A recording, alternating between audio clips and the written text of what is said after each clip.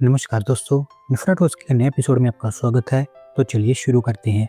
पहली खबर की शुरुआत करते हैं हमारी इंडियन नेवी की तरफ से, जहां पर दोस्तों हमारी इंडियन नेवी ने 3 और नेवल प्लेटफॉर्म्स को इंडक्ट कर दिया उनके सर्विसेज के अंदर, क्योंकि हमारे प्राइम मिनिस्टर के दौरान तीनों शिप्स को कोलकाता के अंदर कमीशन किया गया है। दोस्तों थोड़ा सा आपको मैं डिटेल में बताऊं तो सबसे पहले तो यहाँ पर आईएनएस धूनागिरी, जो कि प्रोजेक्ट 17A का हिस्सा है, इसको लॉन्च किया गया है। ये एक स्टेल्थ फ्रिगेट है जहां पर एडवांस सेंसर्स और वेपन सिस्टम्स लगाए गए हैं। गार्डन रिश बिल्डर्स और इंजीनियर्स लिमिटेड के द्वारा इसको तैयार किया गया है। इनफैक्ट तीनों ही उनके द्वारा तैयार की गई है। ब्रह्मोस सुपरसोनिक क्रूज सर्विस में लगाए गए हैं। इसके साथ साथ आईएनएस संशोधक को भी लॉन्च किया गया है, जो कि एक बड़ा सर्वे वेजल है हमारी इंडियन नेवी के लिए। अपने प्रोग्राम का इस टाइप का एक फोर्थ शिप है, जिसको कोस्टल और डीप वाटर हाइड्रोग्राफिक सर्वेस के लिए इस्तेमाल किया जाएगा। इसके अलावा अर्नाला क्लास का anti submarine warfare shallow watercraft भी यहाँ पर लॉन्च किया गया है। आईएनएस अग्रे इसका नाम है, और इसको अंडर वाटर थ्रेट्स को डिटेक्ट और न्यूट्रलाइज करने के लिए इस्तेमाल किया जाएगा। अगली दोस्तों update national highway authority of India को लेकर है, जहां पर दोस्तों एनएचएआई ने राजस्थान के अंदर भी राजस्थान का पहला multi lane free flow tolling system launch कर दिया है। और अभी आप कह सकते हैं कि राजस्थान के अंदर भी सिस्टम की टेस्टिंग की जाएगी। दोस्तों आप जानते हैं कि अभी पायलट बेसिस पर एनएचएआई इसके ऊपर काम कर रहा है, जहां पर मल्टीपल स्टेट्स को शॉर्टलिस्ट किया गया है। कुछ 17 से 18 ऐसे टोल प्लाजा है जहां पर पहले फेज के अंदर इसकी टेस्टिंग होगी।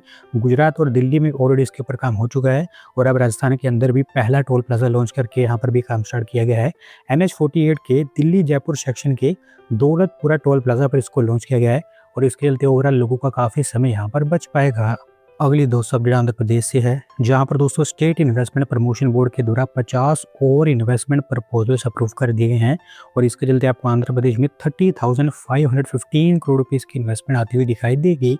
दोस्तों वैसे तो यहाँ पर बहुत सारे छोटे बड़े प्रपोजल्स अप्रूव किए गए हैं, लेकिन अगर कुछ बड़े प्रपोजल्स की बात करूँ तो एनटीपीसी के द्वारा अनंतपुर डिस्ट्रिक्ट के अंदर 6,000 करोड़ रुपीस की इन्वेस्टमेंट की जाएगी ग्रीन एनर्जी के ऊपर। सिमिलरली प्रीमियर एनर्जीज के द्वारा तिरुपति में 3,936 करोड़ रुपीस की investment. Control S data centre limited के द्वारा अनाकापल्ली में 2,788 करोड़ रुपीस की इन्वेस्टमेंट। ऐसे वन इंडिया के द्वारा काकीनाडा डिस्ट्रिक्ट के अंदर 1,900 करोड़ रुपीस की इन्वेस्टमेंट की जाएगी। और बाकी जो मेजर प्रपोजल्स हैं वो इस फोटो में आप देख सकते हैं। Green energy, biofuels, aviation, data centre, consumer goods, IT and software, इस तरह के सेक्टर्स में आपको मेन इन्वेस्टमेंट आती हुई दिखाई देगी।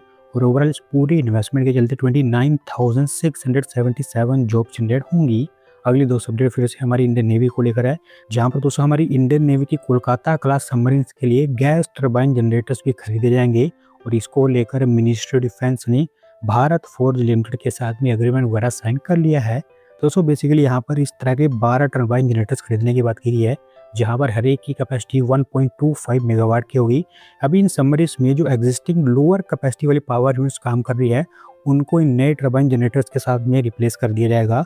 इन जनरेटर्स की मैन्युफैक्चरिंग में एटलीस्ट 60% इंडिजीनियस कंपोनेंट्स का इस्तेमाल करना होगा। 425 करोड़ रुपीस की डील है, और अगले 5 सालों के अंदर अंदर ये कंप्लीट हो जाएगी।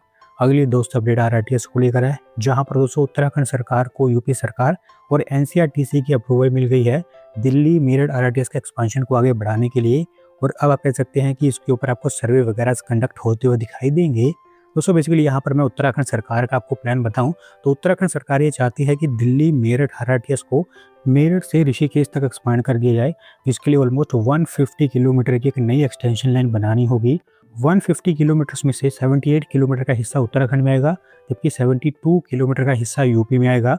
और क्योंकि यूपी में इतना बड़ा हिस्सा होगा तो यूपी सरकार को भी यहाँ पर फंडिंग करनी होगी, तो इसी के चलते उनकी अप्रूवल भी यहाँ पर जरूरी थी, जो इनको मिल चुकी है। इनिशियल प्लान के अकॉर्डिंग ये कॉरिडोर मेरठ के मोदीपुरम से स्टार्ट होगा और ऋषिकेश के लक्ष्मण झूला के पास जाकर टर्मिनेट होगा।